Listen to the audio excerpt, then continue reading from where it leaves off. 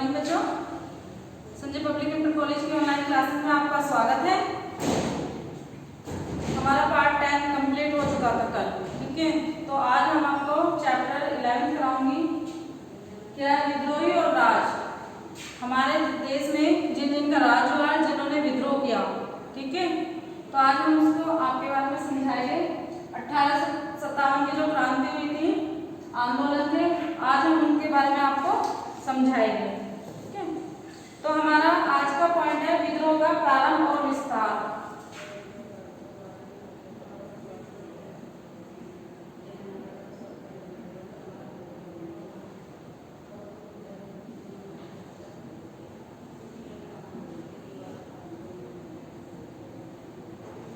प्रारंभ और विस्तार।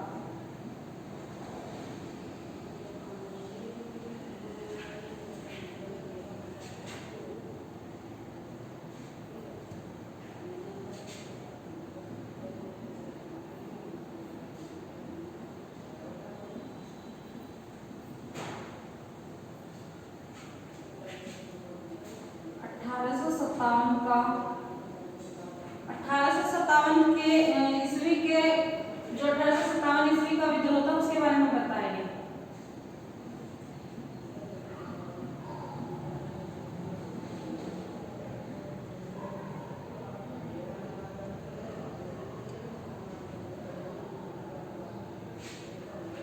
का विद्रोह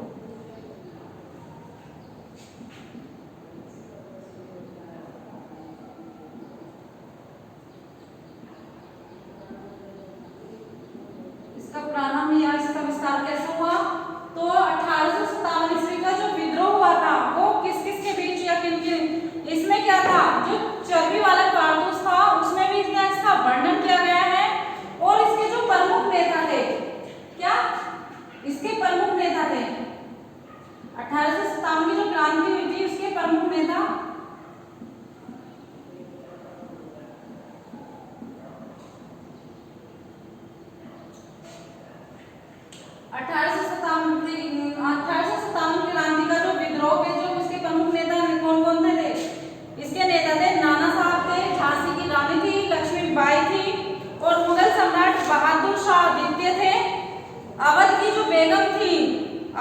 अवध की बेगम हजरत महल, ठीक है।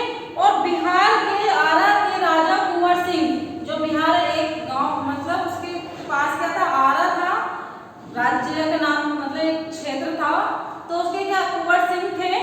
और इन्होंने क्या ब्रिटिश सत्ता के विरुद्ध एक देश व्यापी विद्रोह प्रारंभ करने की करा। क्या इन्होंने ब्रिटिश सत्ता के विरुद्ध एक विद्रोह किया। और ये कब 31 मई 1857 को हुआ। जो ये विद्रोह हुआ था ये 31 मई 1857 को किया था इन्होंने। जो इसकी तारीख तय की गई थी वो 1857 मतलब 31 मई 1857 तय की गई थी।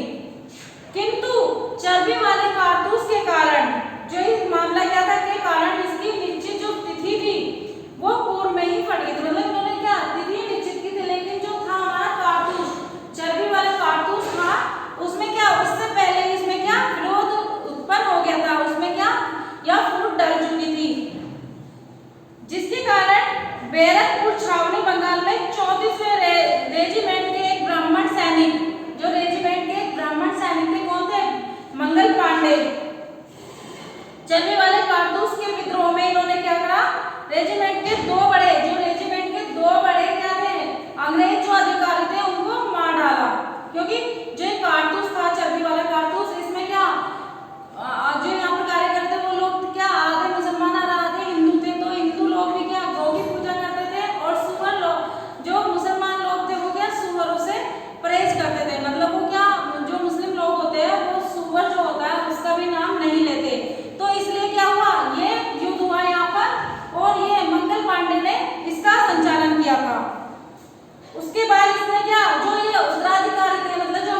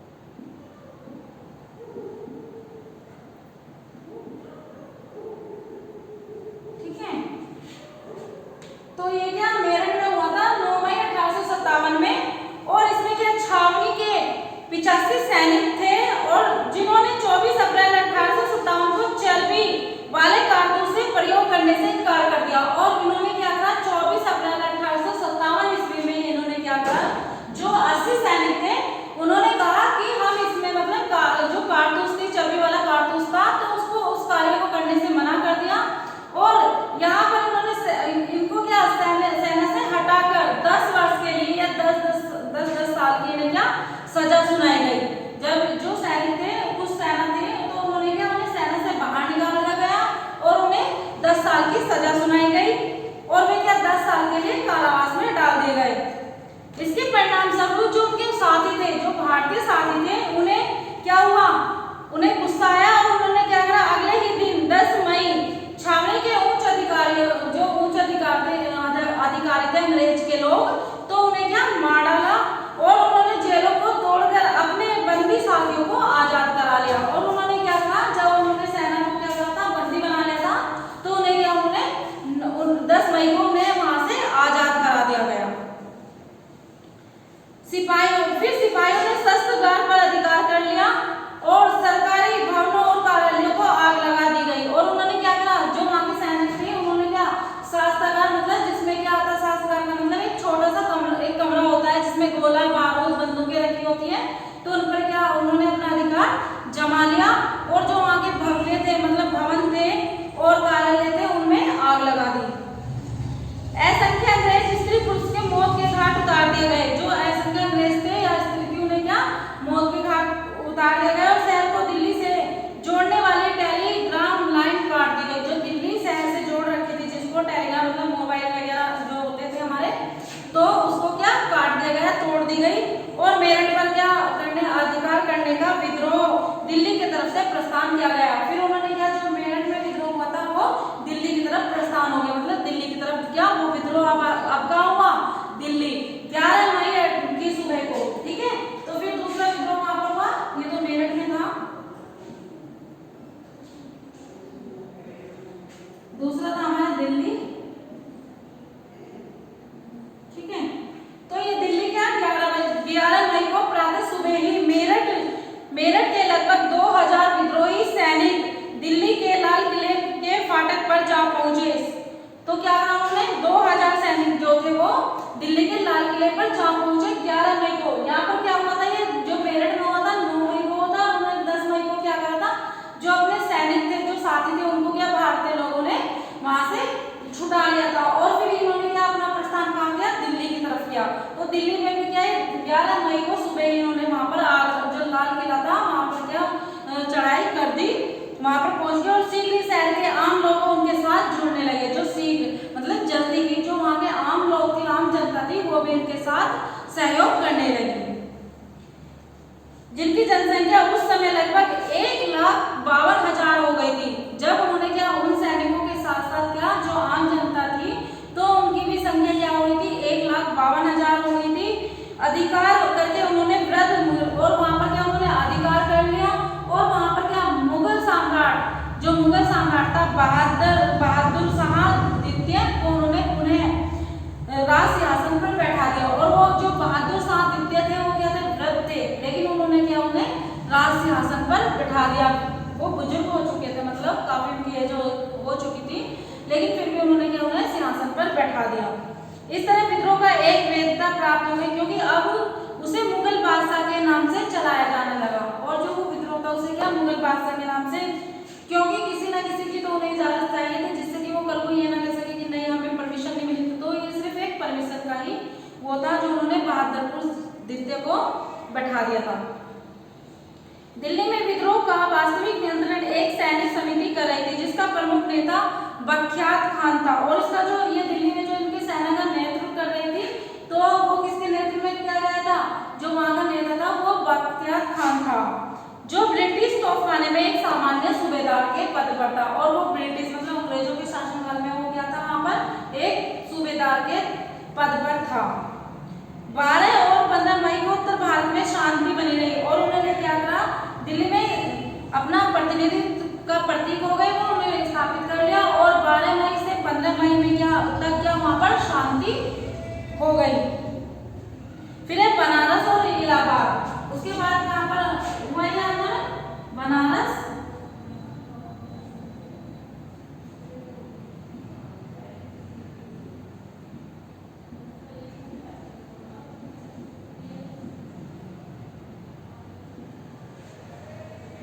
में और इलाहाबाद में, ठीक है। दिल्ली पर विद्रोह का अधिकार हो जाने की सूचना मिलते ही बनारस और इलाहाबाद में भी अंग्रेज के विरुद्ध विद्रोह किया गया। जब क्या सोचा उन्होंने कि दिल्ली पर क्या अपना राज्य स्थापित कर लिया, मतलब जो भारतीय लोग थे उन्होंने क्या दिल्ली पर भी अधिकार जमा लिया। और दिल्ली पर अधिकार जमाने के बाद जब ये सूचना मिलती है तो उन्होंने क्या करा, बनारस और इंग्लैंड के जो अंग्रेज थे उनमें भी क्या अंग्रेजों के साथ भी उन्होंने विद्रोह शुरू कर दिया। किंतु इससे पूर्व विद्रोही वहां पूर्ण रूप सफल हो पाते जनरल नील द्वारा उनके विद्रोह का अंत कर दिया गया। और उससे क्या, जैसे ही वो क्या पूर्व मतलब उनका वहां पर विद्रोह पूर्ण हो पाता, उससे पहले क्या जनरल नील ने वहां पर क्या उस विद्रोह का अंत कर दिया। उसके बाद 1857 की क्रांति के कारण, जो 1857 की क्रांति थी उसके क्या क्या कारण थे।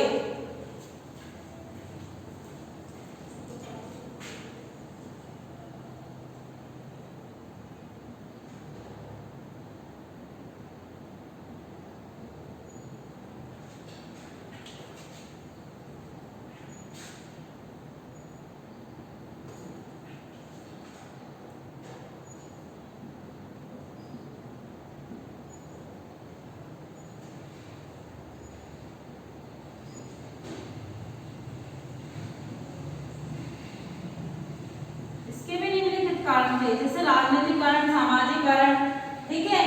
तो इसके क्या, इसके भी बहुत सारे कारण थे, जैसे राजनीतिक कारण, सामाजिक कारण, धार्मिक कारण, ठीक है, और आर्थिक कारण। 1857 ईस्वी में जो अंग्रेज थे इन्होंने विभिन्न कारणों से प्रेरित कर भारतवासियों ने अंग्रेजी सरकार के विरुद्ध विद्रोह कर दिया। 1857 में जो भारत थे उन्होंने क्या कई कारण, विभिन्न कारण होने के कारण उन्होंने क्या कहा, भारतीयों ने अंग्रेजी सरकार से विरोध शुरू कर दिया। इसके निम्नलिखित कारण थे। इन्होंने पहले क्या था, इसमें राजनीतिक कारण,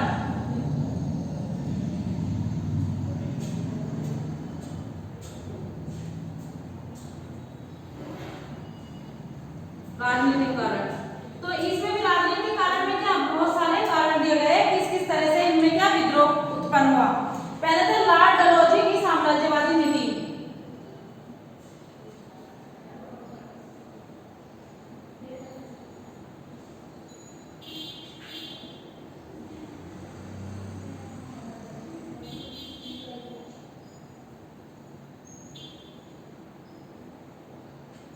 लॉर्ड डलहौजी की साम्राज्य नीति।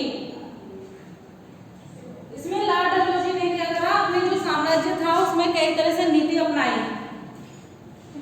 तो जो लॉर्ड डलहौजी थे उन्होंने क्या करा, साम्राज्यवाद नीति 1857 ईस्वी में उन्होंने विद्रोह का प्रमुख कारण था। उन्होंने क्या करा, विदेशी राज्यों के प्रति अपहरण की नीति को अपनाया और उन्हें क्या करा, असंतोष, इसमें बड़ा ही असंतोष उत्पन्न हुआ। मतलब इन्होंने क्या जो यहाँ की नीति थी उसको अपनाया और उसमें क्या जो राज्यों में क्या हो गया, फिर बड़ा मतलब विरोध होने लगा, असंतोष मतलब असंतुष्ट हो गए उनकी इस नीति से। और इस नीति से सभी देशी नरेश आतंकी हो गए, मतलब जो भी देशी नरेश थे, मतलब देश के जो नरेश थे, मतलब राजा थे उनके, वो असंतुष्ट हो गए थे और उन्होंने गोद लेने की नीति का भी निषेध करा। और इन्होंने क्या जो गोद लेने मतलब जैसे भी राजा महाराजा होते थे, अगर उनके कोई बच्चा नहीं होता था तो क्या वो गोद दूसरे बच्चे को गोद ले सकते थे, लेकिन इन्होंने वो भी खत्म कर दिया क्योंकि जो भी उनका राजपाट था वो क्या सरकार को मिल जाए, ठीक है। तो इसलिए उन्होंने क्या गोद लेने को भी निषेध कर दिया गया। और सतारा, नागपुर, झांसी, जैतून, संभालपुर, उदयपुर आदि सभी देशी राज्यों को अंग्रेजी साम्राज्य में मिला लिया। और वहाँ के क्या जो सारे राज्य थे, वहाँ के जो नरेश थे उनका उत्तराधिकारी कोई नहीं हो पाता था, तो इसलिए उन्होंने क्या उन्हीं सभी साम्राज्यों को सरकार में मिला लिया, जिससे भारतीय नरेशों में तीव्र आक्रोश हो गया। और जिससे ये जो नीति इन्होंने अपनाई, तो इसी कारण क्या होता है, जो भारतीय नरेश थे उनमें क्रोध उत्पन्न होने लगा,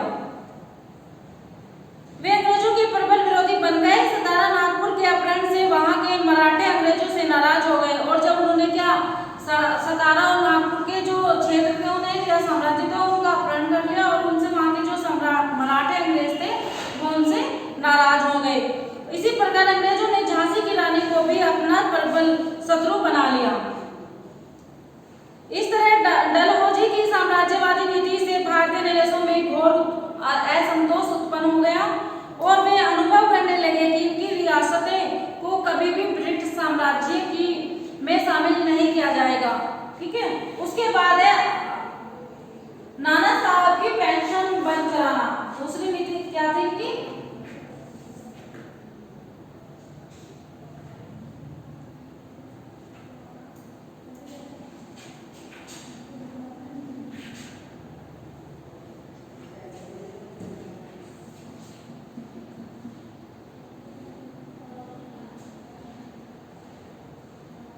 नाना साहब की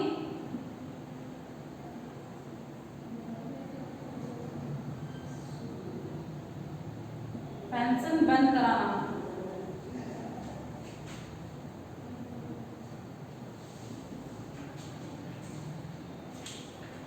तो नाना साहब पेशवा बाजीराव द्वितीय के पुत्र थे और 1852 ईस्वी में पेशवा बाजीराव द्वितीय की मृत्यु हो गई। तो लॉर्ड डलहौजी ने नाना साहब की 8 लाख रुपए की वार्षिक पेंशन को बंद करवा दिया। जो लॉर्ड डलहौजी थे उन्होंने क्या करा, नाना साहब की पेंशन को बंद करा दिया गया। जो 8 लाख, तो इनकी क्या 8 लाख रुपए की वार्षिक, मतलब 8 लाख रुपए उन्हें वार्षिक एक साल के उन्हें 8 लाख रुपए मिलते थे और वो उनकी क्या पेंशन को बंद करा दिया गया और उसकी बिठूर की जागीर भी छीन ली। और उन्होंने क्या करा, उनकी जो जागीर होती है, मतलब उनका जो सियासत होता है, रियासत होती है, उनको भी उन्होंने क्या छीन लिया। डलहौजी की इस कार्यवाही से नाना साहब में तीव्र आक्रोश उत्पन्न हो गया और नाना साहब उससे क्या जल्दी उसमें क्या विद्रोह उत्पन्न हो गया और उन्होंने क्या करा, उन्होंने भी विद्रोही का साथ दिया और उन्होंने क्या करा, जो अंग्रेज के साथ, जो ब्रिटिश शासन के साथ विद्रोह कर रहे थे, उनका साथ देना शुरू कर दिया। जमींदारों में असंतोष।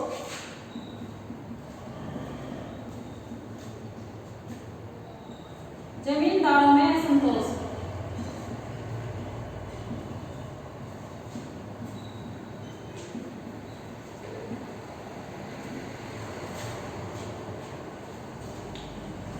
अंग्रेजों ने अनेक जमींदारों से जमीन छीन ली थी। जो अंग्रेज थे उन्होंने क्या करा था, जो जमींदार थे जिनके पास काफी सारी जमीन होती थी या किसान लोग थे, तो उनसे क्या करना, उनका हक छीन लिया।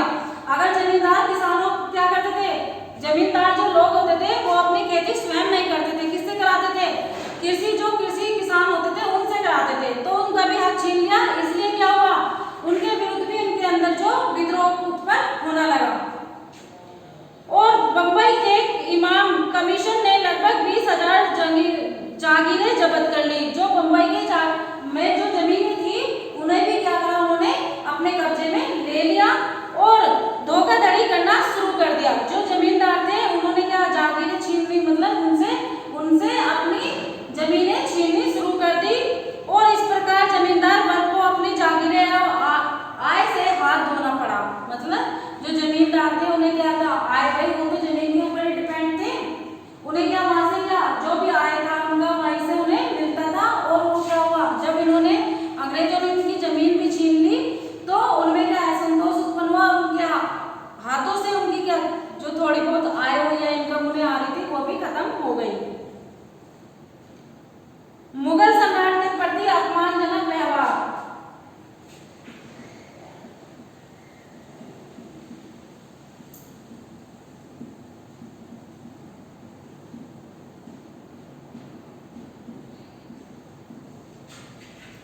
अपमानजनक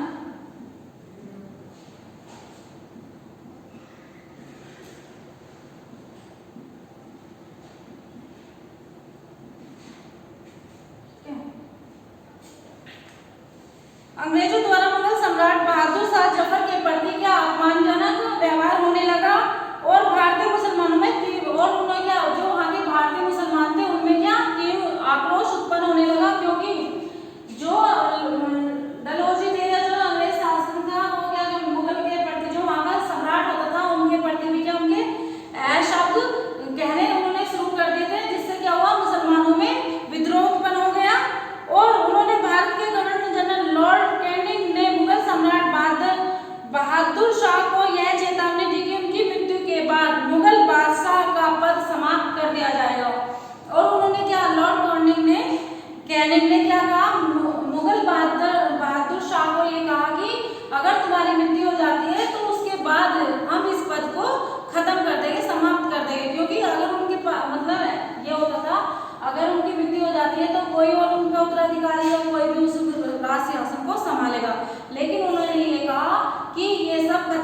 दिया जाएगा और उसके उत्तराधिकारी को लाल किला खाली करके कुतुब के समीप रहना पड़ेगा। मुगल सम्राट की पेंशन भी 1 लाख रुपए के स्थान पर 15,000 रुपए कर दी। जो मुगल सम्राट थे उनको पेंशन दी जाती थी, वो क्या 1 लाख रुपए दी जाती थी, लेकिन उन्होंने क्या करा, उसे 1 लाख रुपए खत्म करके 15,000 रुपए कर दी कि उनकी पेंशन सिर्फ मासिक जो आय होगी उनकी 15,000 रुपए होगी। मुगल सम्राट के प्रति इस प्रकार का जनक व्यवहार करने के कारण भारतीय मुसलमानों में आक्रोश उत्पन्न हो गया, मतलब या उनमें विद्रोह की भावना उत्पन्न हो गई। उसके बाद हमारे सामाजिक कारण।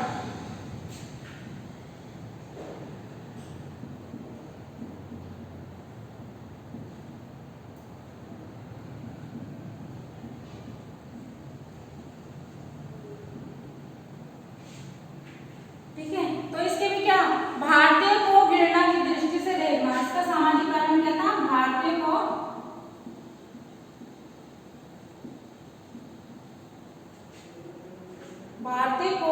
घृणा की दृष्टि से देखना।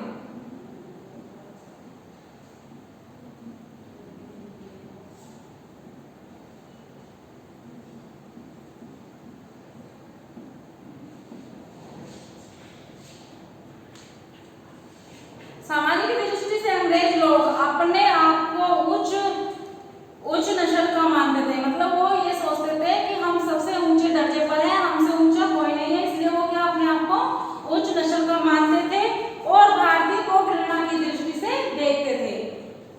भारतीय के प्रति उनका व्यवहार और उनका विचार बहुत अपमानजनक हुआ करता था। वे उनसे क्या शब्द या जो अंग्रेज लोग थे, भारतीय लोग जो कोई भी स्थान पर चले जाते थे तो उनसे क्या वो अपमानजनक शब्दों का प्रयोग करते थे और उनको अलग अलग, मतलब कोई भी स्थान पर जाते थे तो वहां पर क्या उनका अपमान करते थे और उच्च वर्ग के अनेक लोगों की संपत्ति, जागीर और उपाधियों आदि को उन्होंने क्या छीन लिया था। जो ऊंचे वर्ग के लोग भी थे तो उनसे क्या उनकी जमीन छीन ली थी, उनका अधिकार या उनकी जागीर सब उन्होंने छीन ली थी और उनकी सामाजिक प्रतिष्ठा में बड़ा ही आघात पहुंचा। उनसे क्या, जब जो भी वहाँ के जमींदार थे या ऊंचे वर्ग के लोग थे, अगर उनसे उनकी क्या कोई भी चीज या उनकी जमीन या उनकी सत्ता छीन ली जाए तो क्या होता है, उनको भाई उनको आघात तो पहुंचेगा, उनको कष्ट तो पहुंचेगा, तो उनको उनसे क्या बहुत आघात या बहुत हानि मतलब पहुंचे। अंग्रेज भारतीय महिलाओं के सम्मान पर आक्रमण करते तथा उन्हें अपमानजनक करते,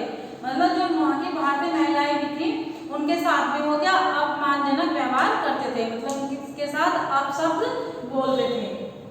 रूढ़िवादी भारतीयों में असंतोष।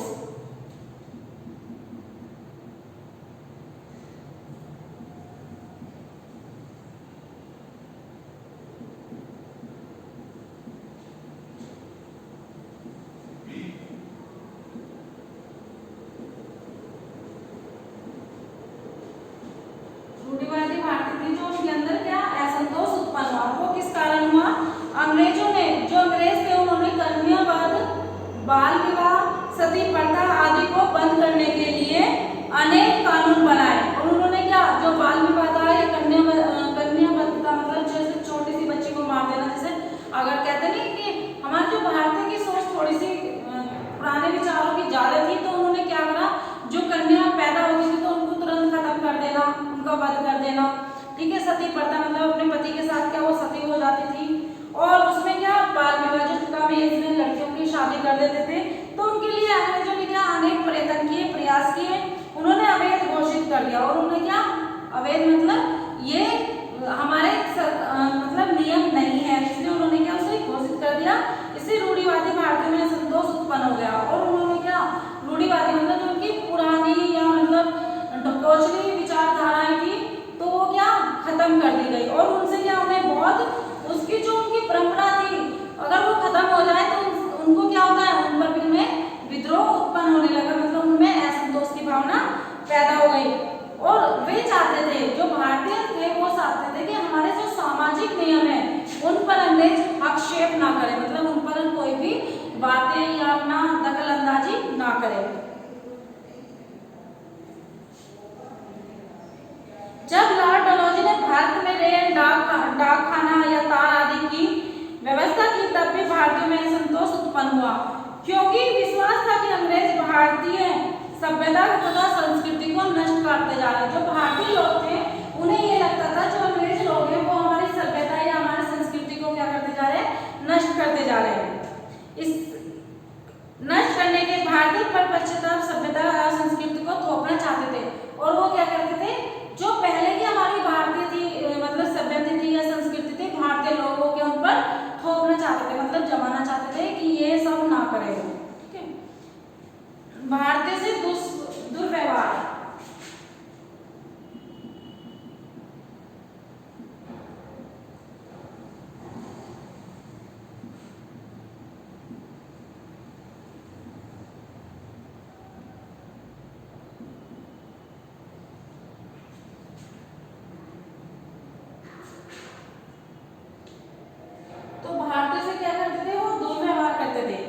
इसमें जो सामाजिक दृष्टि से अंग्रेजों का व्यवहार भारतीयों के प्रति क्या था, अपमानजनक हुआ करता था। मैंने अभी पिछले पॉइंट में पढ़ा है आपको, जो हमारे यहाँ के अंग्रेज थे वो क्या भारतीयों के साथ क्या अपमानजनक व्यवहार करते थे और अंग्रेज भारतीयों को तुच्छ या हीन मानते थे, मतलब छोटा और घृणा की दृष्टि से उन्हें देखते थे और उनसे घृणा, वही मैंने कहा घृणा की दृष्टि से देखते थे। भारतीय प्रथम श्रेणी के रेल के डिब्बे में यात्रा नहीं कर सकते थे। जो भारतीय लोग थे वो जो रेल का डिब्बा होता था प्रथम श्रेणी का, तो उसमें भी क्या वो यात्रा नहीं कर सकते थे और वे अंग्रेजों के साथ उठ बैठ नहीं सकते थे। मतलब अंग्रेज लोग क्या थे, उन्हें अपने साथ उठना बैठना भी पसंद नहीं करते थे। या कोई भी ऊंचे वर्ग का भारतीय अगर व्यक्ति वहां से गुजर रहा है और अंग्रेज भी, तो ऊंचे वर्ग के व्यक्तियों को भी वहां पर क्या अंग्रेजों के सामने अपनी गर्दन झुका के रखनी पड़ती थी।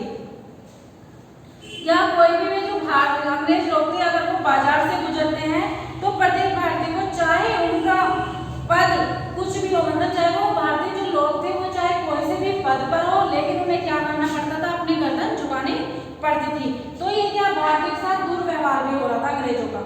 भारतीय संस्कृति का उपहास।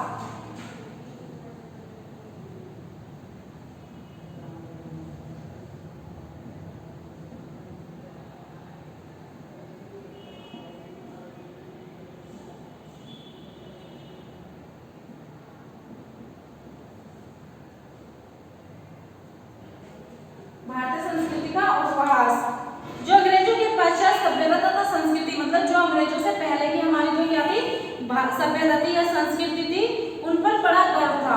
ठीक है, वे भारतीय सभ्यता और संस्कृति को घृणा की दृष्टि से देखते थे और अंग्रेज लोग क्या करते थे, जो हमारी भारतीय संस्कृति थी या भारतीय सभ्यता थी उसे क्या घृणा की दृष्टि से या हीन भावना से देखते थे। वे राम और मोहम्मद को खुलेआम गालियां देते थे। जो हमारे राम थे, जो हमारे हम जिसको भी अपने ग्रंथ में मानते थे, उन्हें क्या करते थे, वो खुलेआम गालियां देते थे और मूर्ति पूजा का भी उपहास करते थे। मतलब जैसे कि हम लोग क्या करते हैं, जो हिंदू लोग हैं वो क्या करते हैं, मूर्ति पूजा करते हैं, तो क्या अंग्रेज लोग थे तो क्या करते थे, मूर्ति पूजा से भी उनका उपहास, मतलब उनकी हंसी उड़ाते थे। उसके बाद है हमारा धार्मिक कारण। तीसरा पॉइंट हमारा धार्मिक कारण।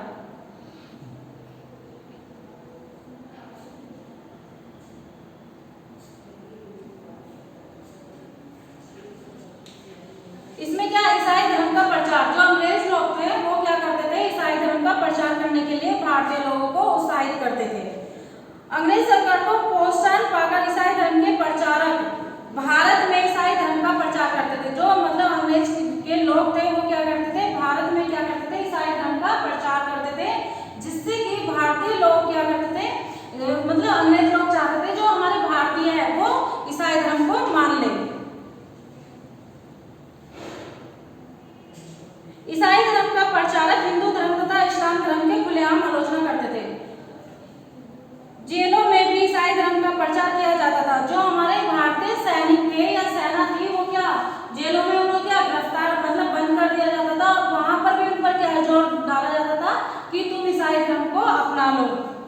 लोगों में अनेक प्रकार के प्रलोभन दिए जाते थे, मतलब लोगों को इसके लिए काफी लालच दिया जाता था कि इंग्लैंड के संसद के जो सांसद मेगल्स ने भाषण देते हुए कहा, परमात्मा ने कहा भारत को विशाल साम्राज्य ब्रिटिश को इसलिए सौंपा है, मतलब जो यहाँ के वो संसद के सांसद थे मेगल्स, तो उन्होंने क्या कहा, परमात्मा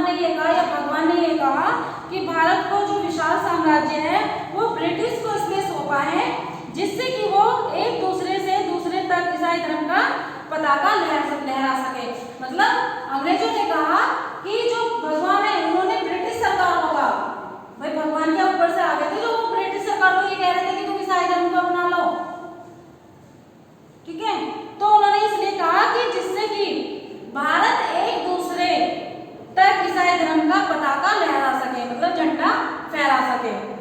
ईसाई धर्म को प्रोत्साहन देने के उद्देश्य से 1856 ईस्वी में पृथक संपत्ति संबंधी कानून बनाया गया। और ईसाई धर्म को जो अपनाने के लिए क्या करा, 1857 में अंग्रेजों ने क्या करा, पृथक संबंधी कानून बनाया। मतलब जो पिता की संपत्ति होती है उस पर उसका तभी अधिकार होगा तब वो क्या ईसाई धर्म को अपना लेगा। अगर उसने ईसाई धर्म को नहीं अपनाया तो उसकी जो पृथक संपत्ति होती है, मतलब पिता, तक माने पिता या अपने वंशज से जो मिली संपत्ति होती है उससे वो हाथ धो बैठेगा। इसलिए वो उसे क्या लालच देते थे कि तुम्हें ईसाई धर्म अपनाना है। इसी प्रकार सती प्रथा को अवैध घोषित किया जाने तथा विधवा विवाह को अवैध घोषित करने आदि को भी भारतीय संदेह की दृष्टि से देखते थे। फिर है हमारा आर्थिक कारण। तो ये आपको इतना समझ में आया बेटा? हमारे क्या अभी ये कारण चल रहे हैं, ठीक है।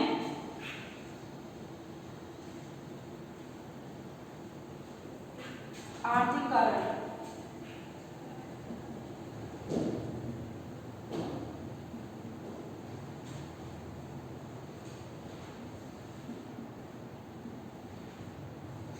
इसके भी निम्नलिखित कारण है, ठीक है।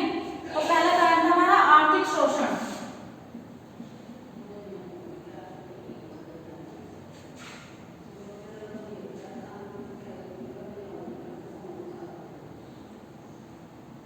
पहला क्या था हमारा आर्थिक कारण में आर्थिक शोषण।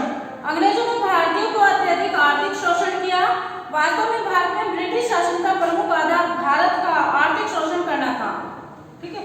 जो हमारे मतलब अंग्रेज थे जो भारत में आए थे उनका मेन मकसद क्या था, भारतीयों का शोषण करना था। प्लासी की विजय के बाद ही बंगाल में अंग्रेजों की लूट शुरू हो गई थी। जब प्लासी का युद्ध हुआ था और उसमें वो क्या जीत जाते हैं तो उसके बाद ही क्या उनकी लूट मार शुरू हो जाती है। अंग्रेजों की स्वार्थपूर्ण आर्थिक नीति के कारण भारत के उद्योग तथा व्यापार नष्ट हो गए। जो भारतीय लोग वहां पर उद्योग करते थे या व्यापार करते थे वो क्या धीरे धीरे नष्ट हो गए। और उन्होंने भारतीयों के हितों की अपेक्षा करते हुए अपने उद्योग तथा व्यापार को प्रोत्साहन दिया। मतलब उन्होंने क्या करा, अंग्रेजों ने जो वहां के भारतीय उद्योग थे या व्यापार थे उनको क्या नष्ट कर दिया और अपने उद्योग और अपने व्यापार को प्रोत्साहन मतलब उन्नति की ओर ले जाना प्रारंभ कर दिया। अंग्रेजों की आर्थिक शोषण की नीति के कारण भारत में गरीबी और बेरोजगारी बढ़ती चली गई, क्योंकि अंग्रेज क्या शोषण करते थे। अगर मतलब भारतीय कोई भी उद्योग करता था या अपने खेती बाड़ी करता था तो वो उनसे क्या छीन लेते थे, उनकी नीति को क्या नष्ट कर देते थे और अपनी नीति अपनाते चले गए। और अपनी नीति अपनाने के बाद क्या हुआ, वहां पर जो भारतीय लोग थे वो क्या हो गए बेरोजगार और उनकी जो बेरोजगारी थी वो क्या बढ़ती चली गई और गरीबी उनके पास आती चली गई, मतलब वो गरीब होते चले गए। फिर अब भारतीय उद्योगों का विनाश।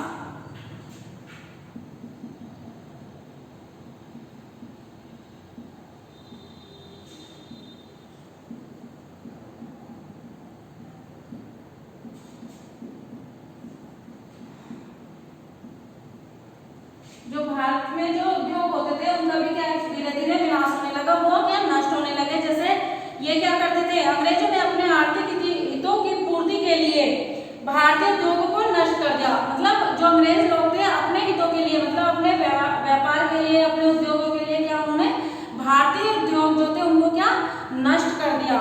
और उनकी स्वार्थपूर्ण नीति के कारण भारत का वस्त्र उद्योग चपेट में आ गया, क्योंकि जो भारतीय लोग थे वो क्या थे सूती और रेशमी वस्त्रों का उद्योग करते थे। भारी मात्रा में वो क्या उनका व्यापार करते थे, उद्योग करते थे। और 19वीं शताब्दी के आरंभ में भारतीय मलमल पर इंग्लैंड ने 27% तथा सूती कपड़े पर 71%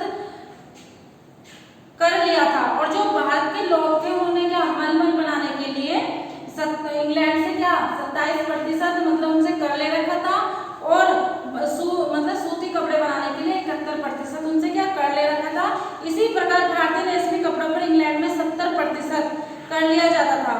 भारत का मलमल सूती कपड़ा तथा रेशमी कपड़ा इंग्लैंड जाना बंद हो गया। और जब उनसे वो क्या कर लेते थे तो इसलिए वो क्या इंग्लैंड को अपना व्यापार मतलब अपने जो उनका वहाँ के कपड़े थे उनको निर्यात करते थे। और वो क्या धीरे धीरे वहाँ पर क्या उनका कपड़ा इंग्लैंड वालों के पास जाना बंद हो गया और क्या भारत में बेचे जाने लगे। और इंग्लैंड में बना हुआ कपड़ा क्या हुआ वो भारत में बेचे जाने लगा, जिससे भारत का वस्त्र उद्योग नष्ट होता चला गया। भारत का कच्चा माल सस्ते मूल्यों पर खरीदकर इंग्लैंड पहुंचाया जाता था। जो भारत से कच्चा माल था वो क्या सस्ते दामों पर खरीदकर वो क्या इंग्लैंड पहुंचाया जाता था, तथा इंग्लैंड में बना हुआ सामान फिर क्या होता था भारत की मंडियों में लाकर बेच दिया जाता था। जिससे क्या होता था इंग्लैंड के जो उद्योग होते थे वो तीव्र गति से उन्नति करने लगे, क्योंकि जो भी माल जाता है वो क्या भारत से जाता है, लेकिन क्या होता है वहां पर वो क्या बनकर इंग्लैंड फिर वापस उन्हें क्या भारत में बेचता है, जिससे कि उस देश को क्या उन्नति होती चली जाती है। और इसी कारण क्या हुआ भारतीय उद्योग क्या है चपेट में आ गया, या उसका धीरे धीरे उद्योग नष्ट होता चला गया भारतवासियों का। दोषपूर्ण भूमिका,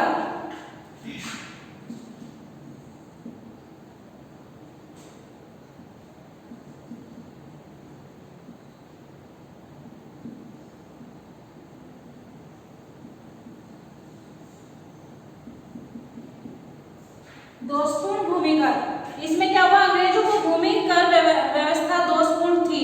भूमि कर एक करने के लिए सेना का सहारा लेना पड़ता था, और अंग्रेजों ने स्थायी बंदोबस्त रियायती मालवाड़ी क्या था, जो ये हमारे कर लगाए गए थे ये क्या अंग्रेजों द्वारा ही लगाए गए थे, रेतवाड़ी मालवाड़ी बंदोबस्त कर, तो ये भू राज्य प्रणाली अपनाई गई। और उसमें क्या भूमि के ऊपर क्या टैक्स दिया जाने लगा, या जो भी जमींदार थे या किसान लोग थे वो भूमि करते थे तो उसका कर या उसका टैक्स क्या वो अंग्रेजों को देते थे, तो उनसे क्या वो, परंतु इससे किसानों को कोई लाभ नहीं हुआ, और इस नीति किसानों से अधिक लाभ वसूल करने लगे। और जो इस नीति से क्या करा उन्होंने, जो इन्होंने दोषपूर्ण भू कर लगाया मतलब राजस्व लगाया टैक्स लगाया, तो उससे क्या किसानों को या भारतीय जो किसान थे उन्हें क्या उससे कोई लाभ नहीं हुआ, और बल्कि उनसे नुकसान होने लगे। किसानों को लगभग 50% भूमि कर के रूप में देना पड़ता था। जो वहां के जमींदार थे या किसान थे उन्हें क्या अंग्रेजों को 50% टैक्स उन्हें भूमि कर देना पड़ता था।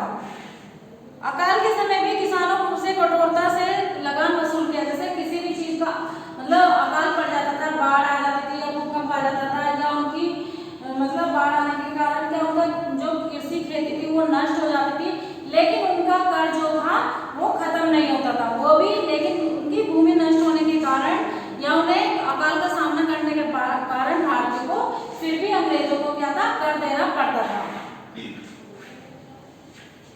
जमींदारों में असंतोष,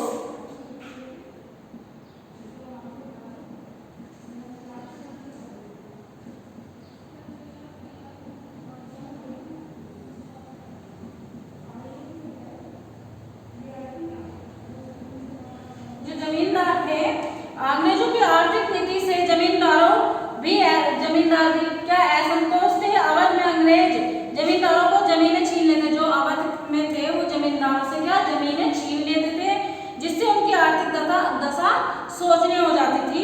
इससे जमींदारों में आक्रोश था। 1857 की क्रांति में इन जमींदारों ने अवध में ब्रिटिश शासन का अंत करने का भरपूर कदम उठा लिया, और उन्होंने सोचा कि जो ब्रिटिश सत्ता है ब्रिटिश शासन है उसको खत्म कर दिया जाएगा, और उन्होंने भी क्या अंग्रेजों के विरुद्ध मतलब विद्रोह करना शुरू कर दिया। शिक्षित भारतीयों में असंतोष,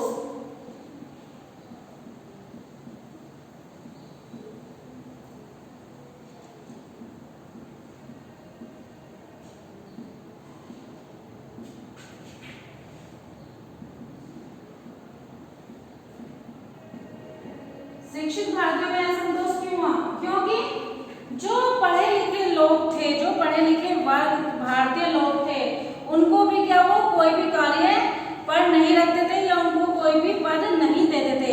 वो यही चाहते थे कि जो भी अंग्रेजी लोग हैं उनको ये पद मिले, तो इसलिए क्या था जो शिक्षित लोग थे भारतीय उनमें भी असंतोष उत्पन्न हो गया। अंग्रेजों ने अपने आर्थिक हितों की पूर्ति के लिए भारत का विपुल धन इंग्लैंड मतलब इन्होंने क्या करा, भारत का जो शिक्षित वर्ग है उसमें भी पक्षपात या दोषपूर्ण नीति अपनानी शुरू कर दी, और उससे उच्च एवं महत्वपूर्ण पदों पर केवल यूरोपियन लोग ही नियुक्त किए जाते थे। जो वहाँ के ऊंचे पद थे या मतलब जो भी उनका दर्जा था या महत्वपूर्ण पद थे उस पर क्या भारतीय जो भारत में शिक्षित लोग थे उनको नहीं देके वो यूरोपियन लोगों को उस पद पर नियुक्त किया जाता था।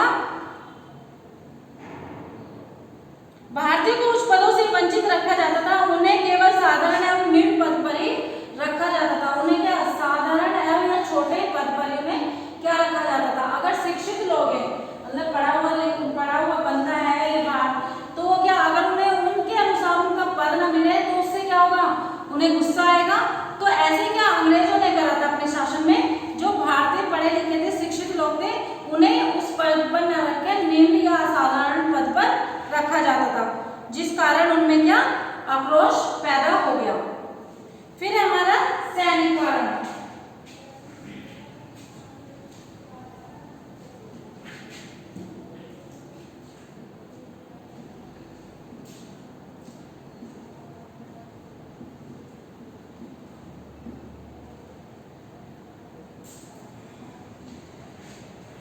सैनिकरण, भारतीय सैनिकों में असंतोष।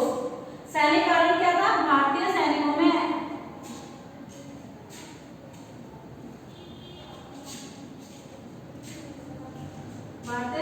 में असंतोष।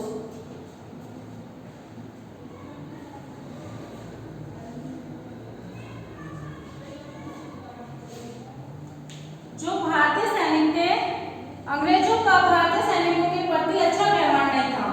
जो अंग्रेज सैनिक थे उनका क्या था, जो भारतीय सैनिक थे उनके प्रति उनका अच्छा व्यवहार नहीं था। वो उनके साथ भी क्या करते थे, बहुत अपेक्षा करते थे या बहुत कम वेतन उन्हें दिया करते थे। सेना में उच्च पदों पर केवल अंग्रेजों को ही नियुक्त किया जाता था। जो सेना थी, अगर उसमें भी किसी पद पर उन्हें नियुक्त कर रहे थे, वो अंग्रेजों का ही व्यक्ति था जो उसे नियुक्त किया करते थे।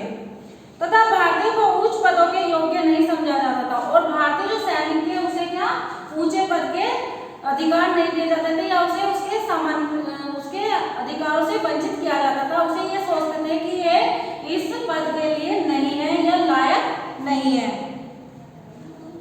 एक भारतीय सूबेदार का वेतन 35 रुपये मासिक था। मतलब एक जो सूबेदार था उसका जो वेतन दिया जाता था वो क्या 35 रुपये, सिर्फ एक महीने के 35 रुपये दिया जाता था। और अंग्रेज सूबेदार को 195 रुपये दिए जाते थे। इसी तरह एक भारतीय सैनिक को केवल 7 रुपये मासिक मिलता था, जबकि एक अंग्रेज सैनिक को लगभग 70 रुपये मासिक मिलता था। जो अंग्रेज सैनिक होते थे उन्हें क्या 70 रुपये प्रतिशत मिलते थे, और जो भारतीय सैनिक होते थे उसे क्या 7 रुपये मिलते थे, सिर्फ एक महीने के। तो क्या होता था उसमें भी क्या वो हीन भावना नहीं होती थी भारतीय सैनिकों के अंदर, क्या फिर असंतोष उत्पन्न पैदा नहीं होगा। तो उन्होंने क्या उनके अंदर भी क्या हीन भावना आने लगी, भारतीय सैनिकों ने भी क्या इसका विद्रोह उत्पन्न करने लगा। मतलब उन्होंने क्या विद्रोह उत्पन्न कर दिया। बंगाल की सेना में असंतोष।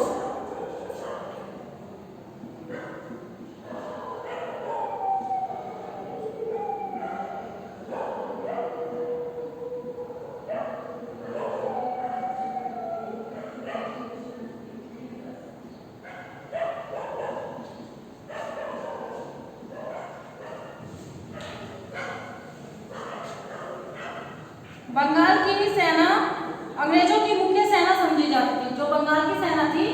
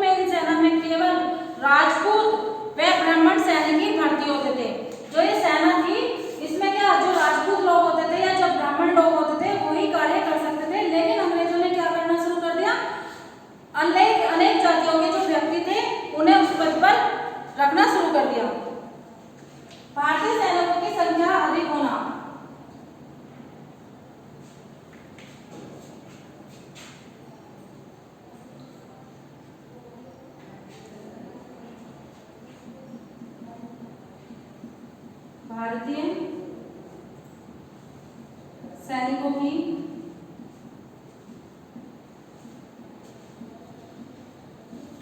संख्या अधिक होना।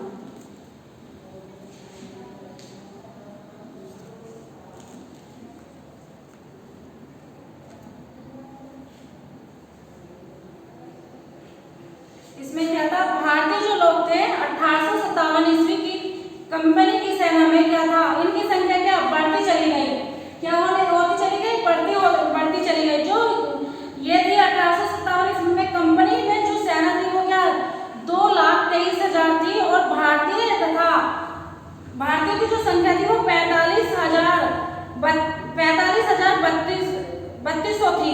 तो अंग्रेज सैनिक थे, जो भारतीय सैनिक थे वो कितने थे, 22,33,000 थे, और जो अंग्रेज सैनिक थे वो क्या थे, 45,322 थे।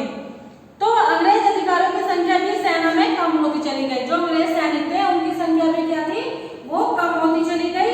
और इस प्रकार भारतीय तथा अंग्रेज सैनिकों की संख्या को अनुपात 6/1 तथा अंत में भारतीय सैनिकों को इस बात का विश्वास था कि यदि अंग्रेजों के साथ उनका संघर्ष छिड़ गया तो उनका पलड़ा भारी हो जाएगा। मतलब क्या था, जब भारतीय सैनिकों की संख्या बढ़ गई तो भारतवासियों को ये लगने लगा कि अगर हमारी संख्या, हमारी भारतीय सेना अगर अंग्रेजों के विरुद्ध आक्रमण शुरू कर दे तो उन्हें लगा कि हमारी जो संख्या है वो बढ़ जाएगी और हमें क्या अंग्रेजों को यहाँ से जाना ही पड़ेगा, और इस पर क्या अंग्रेजों पर जो हमारा पलड़ा था वो क्या भारी हो जाएगा। ठीक है बेटा, ये आपको समझ में आया। तो कल हम इससे आगे टॉपिक आपको पढ़ाएंगे। ठीक है, तो ये सारे आज हमारे क्या थे, विद्रोह प्रारंभ और उनका विस्तार था। इसमें 1857 की जो क्रांति थी उसमें किसी किसी ने भाग लिया, और कौन कौन से, जैसे मेरठ, दिल्ली या इलाहाबाद, जो भी बनारस है, इलाहाबाद में क्या उनका विद्रोह शुरू हुआ, और जो विद्रोह शुरू हुआ उसके कारण। ठीक है, तो ये सारे हमारे क्या थे, कारण थे। ठीक है, तो आप इसके नोट्स बना लेना और इसे पढ़ लेना।